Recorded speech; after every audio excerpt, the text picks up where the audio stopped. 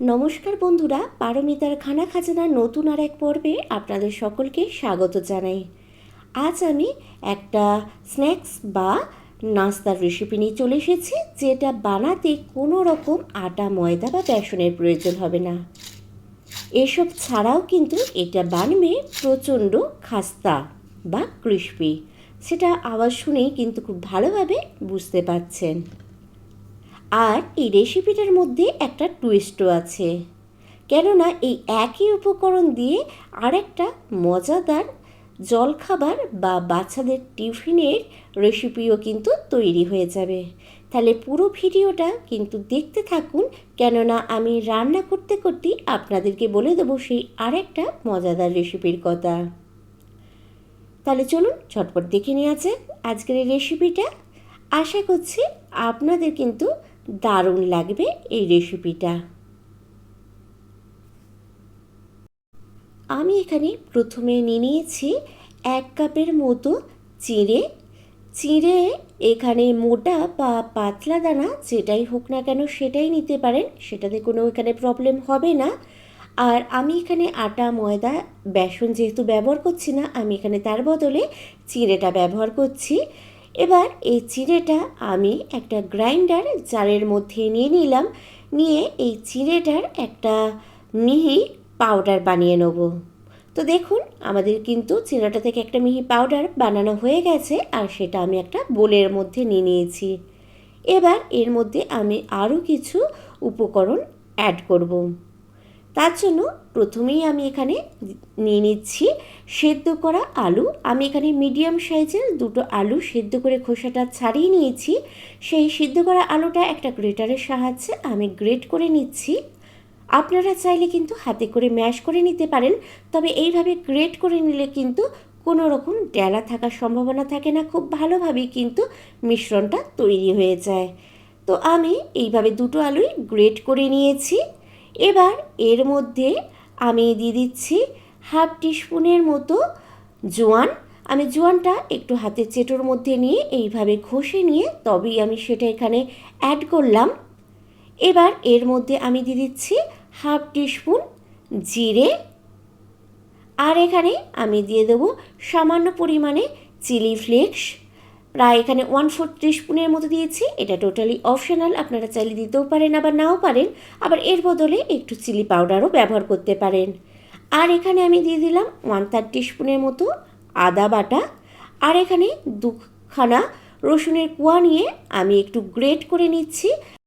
আপনারা চাইলে এখানে রসুন পেস্টও ব্যবহার করতে পারেন, আর যদি রসুন পছন্দ না করেন, না দিতে চান, তাহলে এখানে রসুনটা স্কিপ করতে পারেন। এবার এর মধ্যে আমি দিয়ে দিচ্ছি 2-3টে কাঁচা লঙ্কা মিহি করে কুচিয়ে রেখেছিলাম সেটা। এখানে লঙ্কাটা কিন্তু আপনারা কতটা ঝাল পছন্দ করছেন সেই হিসাবে কম বেশি করে নিতে পারেন। আর এখানে দিয়ে দিলাম কিছুটা পরিমাণ ধনেপাতা কুচি। ধনেপাতাটাও কিন্তু আপনারা নিজেদের পছন্দ মতো কম বেশি অ্যাড করতে পারেন। এবার এর মধ্যে আমি দিয়ে দিচ্ছি স্বাদ মতো নুন। নুনটা অবশ্যই কিন্তু আপনারা আপনাদের স্বাদ অনুযায়ী এখানে ব্যবহার করবেন।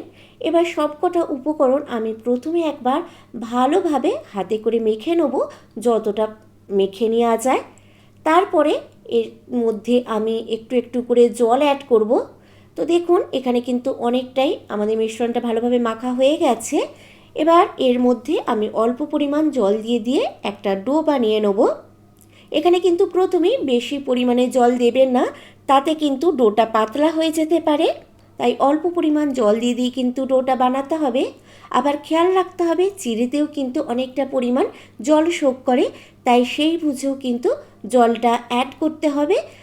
কেননা এখানে একটা রুটি বা লুচির যেরকম আমরা ময়দা বা আটা মাখি সেই টাইপের ডো বানিয়ে নিতে হবে। তো দেখুন আমাদের কিন্তু একটা সফট ডো রেডি হয়ে গেছে, দেখতেই পাচ্ছেন। এবার এই ডোটা আমি চাপা দিয়ে প্রায় 10-15 মিনিটের জন্য রেখে দেবো। আমি 10-15 মিনিট বাদে আপনাদের কাছে ফিরে আসছি। তো আমি প্রায় 15 মিনিট পর ফিরে এসেছি। হাতে একটু তেল লাগিয়ে নিয়েছি, নিয়ে আমি এই ডোটাকে আরও একবার ভালোভাবে হাতে করে একটু ম্যাশ করে নিচ্ছি বা মেখে নিচ্ছি। তো দেখুন আমাদের ডোটা কিন্তু বেশ ভালোই সফট রয়েছে। এবার এখান থেকে আমি একটা বড় সাইজের লেচি বানিয়ে নিচ্ছি। এবার এটা আমি বেশ হাতে করে গোল গোল করে পাকিয়ে নিয়েছি। নিয়ে আমি এই লেচিটার মধ্যে সামান্য পরিমাণ তেল বুলিয়ে নিয়ে আমি এটা বড় সাইজের রুটি বা পরোটার মতো করে গোল গোল করে বেলে নেব। তো আপনারা কিন্তু এখানে তেলের বদলে আটা বা ময়দা দিয়েও কিন্তু এটা বেলে নিতে পারেন। আপনাদের যেটা সুবিধা হবে সেইভাবেই কিন্তু বেলে নেবেন। এবার এটা আমি বড় করে বেলে নিয়েছি। আমি এটা এরকম ছোট সাইজের ঢাকন বা ছোট বাটি বা কোনো কুকিজ কাটার দিয়ে এটা গোল গোল করে কেটে নেব। আমি এটা ছোট ছোট গোল গোল আকারে কেটে নিচ্ছি।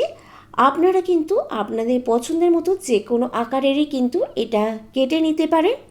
এবার এই সময় বলে রাখি, আপনারা কিন্তু এই একই উপকরণ দিয়ে এইভাবে মেখে নিয়ে কিন্তু চিঁড়ে মশলা লুচি বা মশলা পুরি বানিয়ে নিতে পারেন। তার স্বাদও কিন্তু দুর্দান্ত হয়ে থাকে। অবশ্যই কিন্তু এইভাবেই একবার চিঁড়ের লুচি বানিয়ে খেয়ে কিন্তু আমাকে জানাতে ভুলবেন না যে আপনাদের কীরকম লেগেছে চিঁড়ের এই লুচিটা। তো আমি এবার পুরো ডোটা থেকেই এরকম ছোট ছোট আকারে লুচির মতো করে বানিয়ে নিচ্ছি। যেহেতু আমি এটা স্ন্যাক্সের মতো বানাচ্ছি, তো আমি ছোট ছোট সবকটাই বানিয়ে নেব। আপনারা লুচি বানালে কিন্তু এটা লুচির মতো বড় বড় করে বেলে নেবেন। অন্যদিকে আমি এখানে রিফাইন্ড তেল গরম করতে বসিয়ে দিয়েছিলাম। তেলটা বেশ গরম হয়ে যেতে আমি এখানে যেই ছোট ছোট লুচির আকারে বেলে রেখেছিলাম সেগুলো ভাজার জন্য দিয়ে দিলাম। আমি এগুলো মিডিয়াম টু লো ফ্লেমে বেশ লাল লাল করে ভেজে নেব। যেহেতু এটা আমি স্ন্যাক্স বানাচ্ছি তাই এটা আমি লাল লাল করে খাস্তা করে ভেজে নেব। আপনারা যদি লুচি বানান তাহলে কিন্তু লুচির মতো হালকা করে এটা ভেজে নিতে হবে। তো দেখুন এক সাইডটা বেশ লাল লাল হয়ে যেতে আমি উল্টে দিচ্ছি, দিয়ে অন্য সাইডটাও কিন্তু বেশ লাল লাল করে এই একই রকমভাবেই ভেজে নেব। আর বলে রাখি, আপনারা কিন্তু এটা যতটা ক্রিস্পি পছন্দ করবেন সেই হিসাবে কিন্তু ভাজাটা একটু কড়া বা হালকা করতে পারেন। তো দেখুন এগুলো ভালোভাবে ভাজা হয়ে গেছে। আমি এগুলো তেল থেকে একটা সাইডে প্লেটে তুলে রেখে দিচ্ছি, দিয়ে বাকিগুলো একই রকমভাবে ভেজে নেব। তো দেখুন আমাদের চিড়ে আলুর কিন্তু মজাদার নাস্তা একদম রেডি এবং আমি পরিবেশনও করে দিয়েছি। তো রেসিপিটা আপনাদের কেমন লাগলো অবশ্যই কিন্তু কমেন্ট করে জানাতে ভুলবেন না। আর ভালো লেগে থাকলে অবশ্যই একটা লাইক আর প্রচুর শেয়ার করতে ভুলবেন না। আর যদি আপনি আমার চ্যানেলে নতুন বন্ধু হয়ে থাকেন তাহলে ঝটফট চ্যানেলটা সাবস্ক্রাইব করে রেখে পাশে থাকা বেল আইকনটা প্রেস করে ফেলুন। তাতে আমি যখনই কোনো ভালো ভালো রেসিপি বা কোনো ভিডিও আপলোড করব সবার আগে নোটিফিকেশন আপনার কাছে পৌঁছে যাবে। আর বাড়িতে কিন্তু অবশ্যই এইভাবে চিঁড়ের লুচি বা স্ন্যাক্সটা খেয়ে জানাতে ভুলবেন না আপনাদের কেমন লেগেছে এটা।